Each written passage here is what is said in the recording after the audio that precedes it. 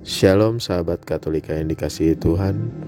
Salah satu kekayaan spiritual dalam gereja Katolik yaitu kita mengenal banyak orang kudus yang kehidupannya dapat menginspirasi kita dalam menghayati iman Katolik. Dalam kesempatan kali ini, Citato, cerita Santa dan Santo, akan menceritakan kisah hidup Santo Benediktus. Gereja Katolik memperingatinya setiap 11 Juli. Mari kita saksikan kisah hidupnya. Banyak umat Katolik yang memiliki nama baptis Benediktus. Dalam bahasa Latin, nama Benediktus berarti yang diberkati. Tahukah Anda bahwa ada sebuah peristiwa ajaib yang pernah terjadi dalam kehidupan Santo Benediktus? Ketika beberapa orang hendak meracuninya dengan memberi segelas anggur beracun, Benediktus sama sekali tidak mengetahuinya. Namun ia percaya saja untuk meminumnya.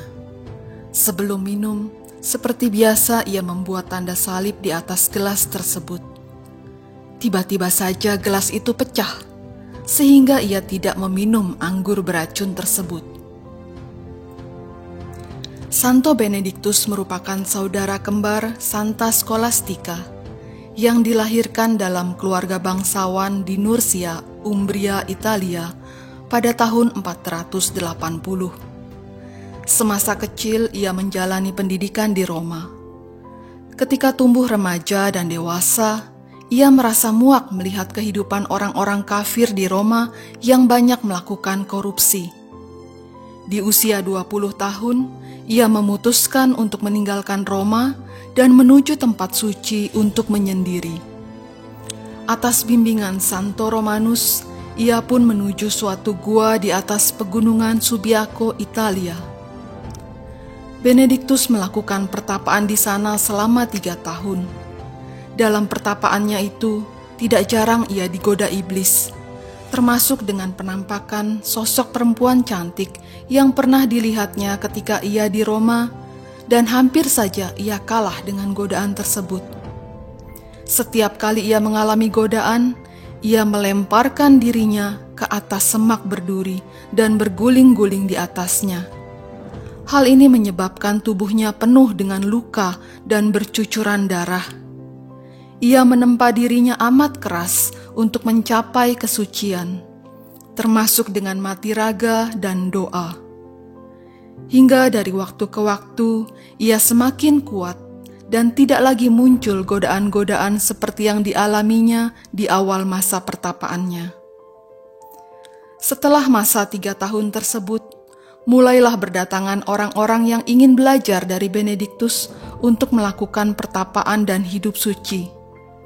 Mereka memohon bimbingan dari Benediktus. Namun mereka marah ketika Benediktus meminta mereka untuk melakukan mati raga. Itulah alasan mereka mencoba membunuhnya dengan memberi anggur beracun, namun gagal. Pengikutnya semakin hari semakin banyak, hingga Benediktus pun mendirikan 12 biara yang dikenal sebagai komunitas-komunitas monastik Kristen atau biasa disebut cenobium. Ia juga menyusun peraturan hidup di dalam biara yang tujuannya tertulis jelas dalam peraturan Santo Benediktus nomor 72 yang berbunyi, "Semoga Kristus menuntun kita ke dalam kehidupan kekal," serta peraturan nomor 20 yang berbunyi, "Tempatkan Kristus di atas segala-galanya." Hal-hal utama yang diajarkan Benediktus dalam peraturan biaranya adalah membaca kitab suci selama 2 jam setiap hari, bersikap rendah hati, tekun dalam berdoa dan bekerja, serta senantiasa menolong sesama. Mereka banyak menolong masyarakat sekitar untuk membaca, menulis, bercocok tanam, dan berbagai keterampilan.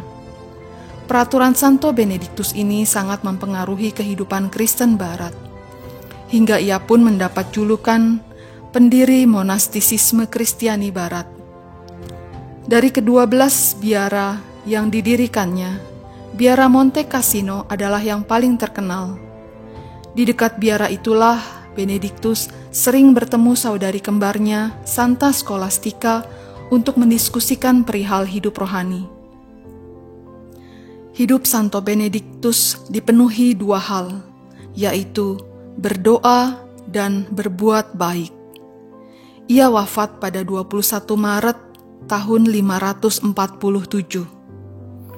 Pada 1966, Paus Paulus ke-6 menyatakan Santo Benediktus sebagai pelindung Eropa.